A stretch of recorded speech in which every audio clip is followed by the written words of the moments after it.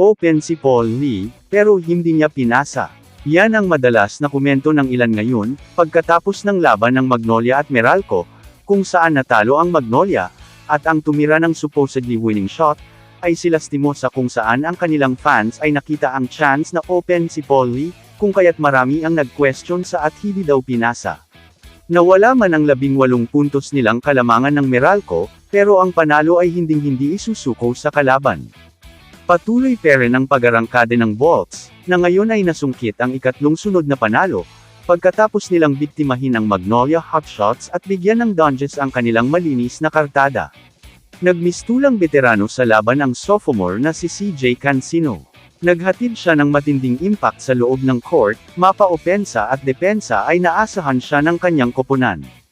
Dalawang magkasunod na crucial plays ang kanyang ginawa sa huling 33 seconds ng laro, na sinundan pa niya ng 4 na magkakasunod na free throws para maitala ang 23 points, ang pinakamataas sa buong game. Mabalik na nga tayo sa last shot na tinira ni Jerem Lastimosa, ay tila nag-react si Paul Lee nang hindi kaaya-aya kay Jerem dahil sa pagsablay nito ng posibleng game-winning shot. Tinuro pa ni Paul Lee ang pwesto kung nasaan siya. Si Jerem ang highest scorer ng Magnolia sa laro, samantala si Paul Lee naman ay sablay ang dalawang tinirang 4, at malayo-layo pa din siya sa 4-point line nung tinira ni Jerem ang 3 na yon. As the veteran leader of the team parang ang saklap lang na imbes pag-aanin ni Paul yung loob ni Jerem, tila nasisipa nito dahil di na ipasa sa kanya ang bola.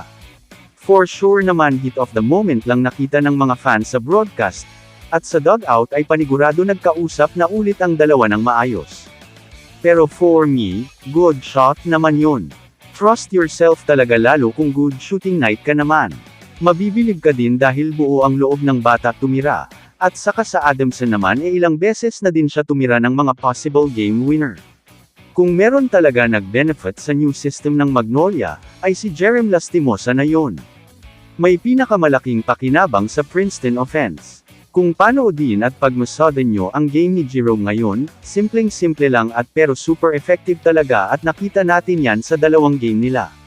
Ngayon masasabi na talaga natin na isa siya sa future ng Magnolia franchise, unlike sa team ni Chito Victorero mukhang hirap na hirap siya makabuelo. Kamusta mga idol? Sports Zone PH para sa sports news and update. Kung bago ka pa lamang dito sa channel ko, pindutin mo na ang subscribe button at notification bell para lagi kang update sa mga sports news.